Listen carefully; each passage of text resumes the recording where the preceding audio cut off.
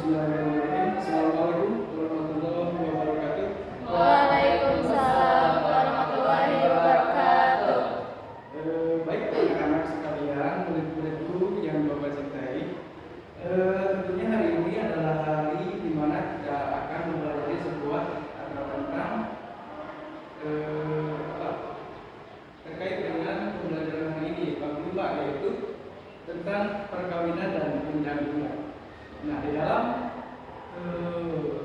bab ini, khususnya bab 5 ini, terdapat beberapa poin penting, yaitu yang pertama, syarat dan rukun nikah. Yang kedua, ada mahar. Yang ketiga, walimah kursi. Yang keempat, ada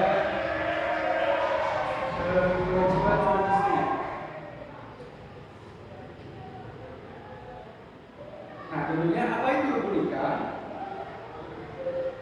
Nah, pengertian rukun nikah itu adalah unsur pokok yang harus terpenuhi hingga pernikahan tentunya menjadi sah. Seterusnya, rukun nikah adalah tentunya syarat atau unsur-unsur yang harus ada dalam suatu pernikahan, tentunya agar sebuah pernikahan tersebut sah menurut agama Islam.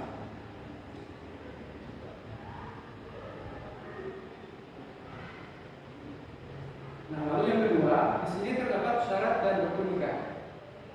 Nah, untuk calon suami tentunya memiliki syarat, yaitu yang pertama beragama Islam. Yang kedua, benar-benar seorang laki-laki. Yang ketiga, menikah bukan karena dasar paksaan, atau bisa disebut dengan ketika kita di dalam suatu keluarga, bahkan keluarga kita sendiri, terkadang memang di lingkungan masyarakat itu terdapat suatu orang tua yang memang memaksakan kita untuk dijodohkan dengan si A. Nah, tentunya ini adalah salah satu, tidak boleh ya, salah satu syarat dan rukun nikah. Salah satunya itu menikah bukan karena dasar paksaan. Yang keempat, tidak beristri 4 atau termasuk istri yang telah dicerai tetapi dalam masa iddah atau masa tunggu. Nah, yang kedua, mengetahui bahwa calon istri bukanlah wanita yang haram yang dikahi. Contohnya, yang haram dinikahi itu adalah ketika kita akan menikah tetapi calon mempelai wanitanya itu sudah menikah dengan orang lain. Itu adalah salah satu contoh pernikahan yang tidak diperbolehkan atau haram ia dinikahi. Yang keenam, yaitu calon istri bukanlah wanita yang haram dimadu dengan istrinya, seperti menikah saudara perempuan dengan istrinya.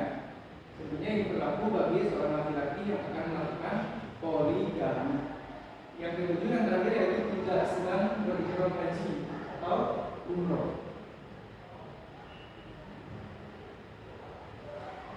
Nah, tadi terdapat syarat dan rukun nikah untuk calon suami.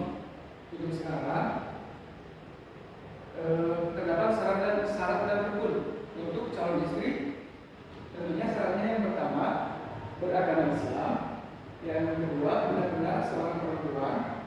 Yang ketiga, mendapat izin menikah dari walinya. Yang keempat, bukan sebagai istri orang lain. Yang kelima, bukan sebagai mu'tadah atau wanita yang sedang dalam masa iddah, dan seterusnya.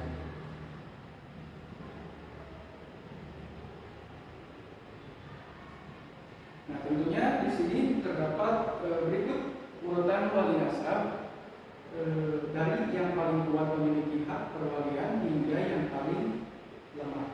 Yang pertama, yaitu yang wajib ada di dalam wali nasab itu adalah seorang ayah. Nah, jika ayah tidak ada, tentu harus diwakilkan dengan kakek dari pihak bapak terus di atas. Yang ketiga, saudara laki-laki kandung, dan seterusnya. Nah, tentunya jika berikut urutan wali nasab ini salah satunya seorang ayah yang masih hadir di dalam pernikahan itu, tidak ada atau berhalangan, alasannya tentu bisa diwakili atau diwakilkan oleh seorang kakek dari pihak bapak terus di atas, atau seorang laki-laki kandung atau anak dari bapak tersebut yang alasannya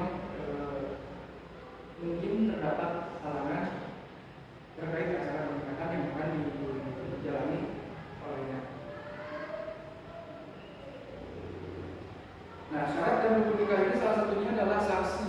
Nah, permintaan saksi yang pertama yaitu untuk menghilangkan fitnah atau kecurigaan orang lain terkait hubungan pasangan suami istri. Yang ketiga yaitu untuk saksi benar-benar menyaksikan akad nikah pasangan suami istri dan janji mereka untuk saling menopang kehidupan rumah tangga atas dasar maslahat bersama.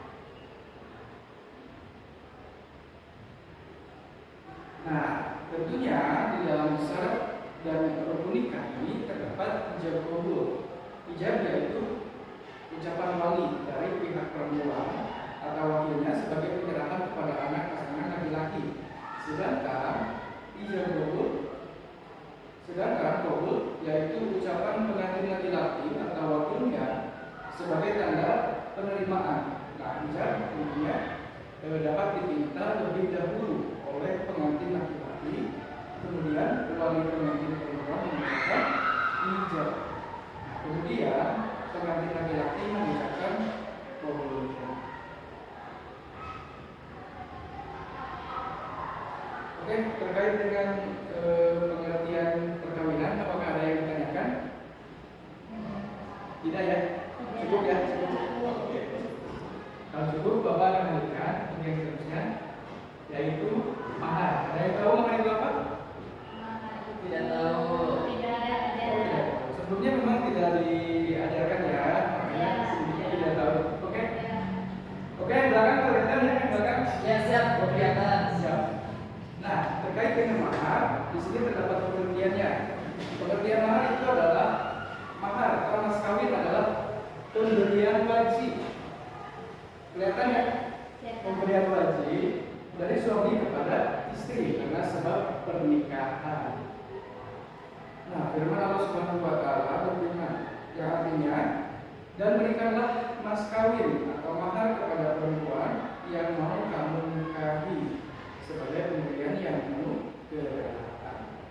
Tentunya di dalam mahar ini seseorang yang khususnya dari calon mempelai menikah disarankan tidak boleh menggunakan nilai mahar yang akan diberikan oleh laki-laki ya. Nah, yang selanjutnya di sini terdapat macam-macam mahar. Yang pertama ada mahar apa? Musama. Oke, mahar musama. Mahar musama. Ada yang bisa bacakan? Satu orang? Ya, boleh. Jadi mahar bersama itu mahar yang jenis dan jumlahnya disebutkan saat akad nikah berlangsung. Iya, mahar musama. Tentunya kita sering sekali melihat di mana seseorang itu memberikan mahar musama, yaitu mahar yang jenis dan jumlahnya disebutkan saat akad nikah berlangsung. Nanti kalau ada waktunya, Bapak akan praktikkan pernikahan ya. Tapi kalau misalkan waktunya tidak mencukupi, Bapak terpaksa akan diminggu depankan saja terkait praktik nikah. Nah, yang kedua yaitu terdapat mahar Mimisi. Ada yang membacakan? Coba dari laki-laki. Siap. Silakan. Mahar mitsil yaitu mahar yang jenis atau kadarnya diukur sepadan dengan mahar yang pernah diterima oleh anggota keluarga atau tetangga terdekat. Kalau mereka melangsungkan akad nikah dengan melihat status sosial, umur, kecantikan, gadis atau janda. Ya. Nah, khusus mahar mitsil ini adalah jenis atau kadarnya diukur sepadan dengan mahar yang pernah diterima oleh anggota keluarga atau tetangga terdekat. Bisa dikatakan sebagai mahar ini bisa dikatakan sebagai bahwa jika di suatu penduduk ini maharnya segini, maka calon pengantin pria harus diprinsipkan atau harus distandarkan dengan sama yang sudah memberikan mahar sebelumnya di dalam masyarakat tersebut. Karena memang di dalam masyarakat itu berbeda-beda terkait prinsip suatu mahar.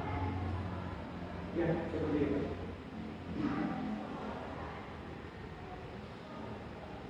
Ada yang ditanyakan? Tidak. Oke,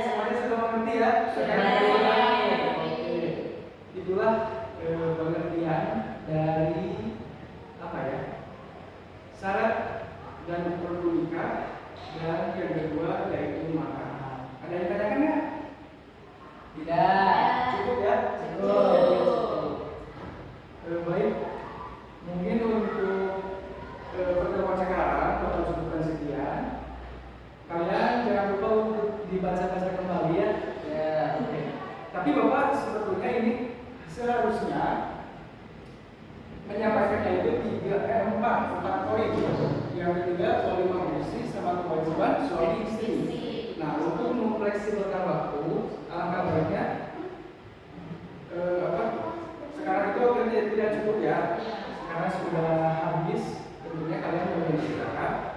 Jadi Bapak minta kalian untuk mengerjakan atau baca-baca di rumah terkait dengan poin 3 dan 4, yaitu walimah musri dan Kewajiban suami istri. Oke, siap ya? Siap. Minggu depan Bapak akan tes satu persatu ke depan terkait dengan walimah musri dan kewajiban Suami istri. Oke. Bapak Ibu mungkin dicukupkan sekian dari Bapak. Mohon maaf bila terdapat suatu kata-kata atau kata yang kurang baik dari Bapak. Wassalamualaikum warahmatullahi wabarakatuh. Waalaikumsalam warahmatullahi wabarakatuh.